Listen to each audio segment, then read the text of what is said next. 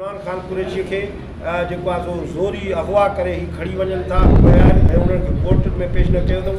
उन जे लाइ रद्द अमल करण जे लाइ हीअ सॼी सिंध तयारु आहे। जेका अॼु जी हड़ताल आहे उहा सॼी सिंध जे माण्हुनि जो क्रोध ऐं नफ़रत हो, पर हिननि नोटिस न वरितो आहे।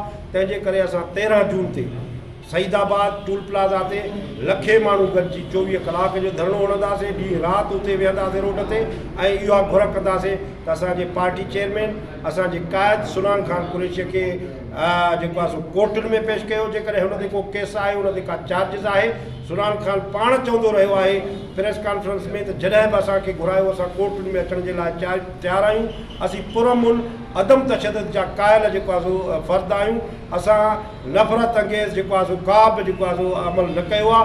उहो पाण चवंदो आहे कोर्टुनि में पेश कयो, पर अॼु उन कोर्ट में पेश नथा कनि, उनखे खणी गुम करे छॾियो अथऊं। 13 जून ते लखे माण्हू जेको आहे धरणो हणंदा ऐं उन धरणे खे जेकॾहिं पुरमुन धरणे खे इंतिशार तरफ़ झेड़े जे तरफ़ वठी विया ऐं असांखे ब्लॉक करण जी कोशिशि कयूं, असांजी जेको आहे सो रुकावट करण जी कोशिशि कयूं, धरणो हणणु न ॾियूं, त ॿी सूरत में सिंध जा गैरतमंद पुट जेके शहीद बशीर खान सां मुहबत कनि था, जेके सुनान खान सां प्यार ऐं इश्क कनि था, उहे जेको आहे सो पाण मुरादो हिननि जा जेल भरे छॾींदा, हिननि जा क़ैद खाना खुटी वेंदा।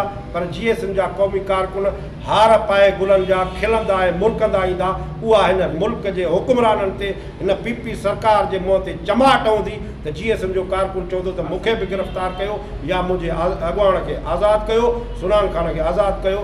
इहो असांजो एहतजाज हलंदो ऐं जेकॾहिं हिननि अञा बि नोटिस न वरितो त पोइ हिननि जे पार्लियामेंट जो घेराव कंदासीं, हिननि जे बिलावल हाउस जो बि घेराव कंदासीं, जितां जी सरकार जेको आहे सो ऑर्डर थी ॾिए त हिननि माण्हुनि खे खणो, हिननि माण्हुनि खे मारियो। विज़िट कयो अवामी आवाज़ मीडिया ग्रुप जी वेबसाइट awamiawaz.pk।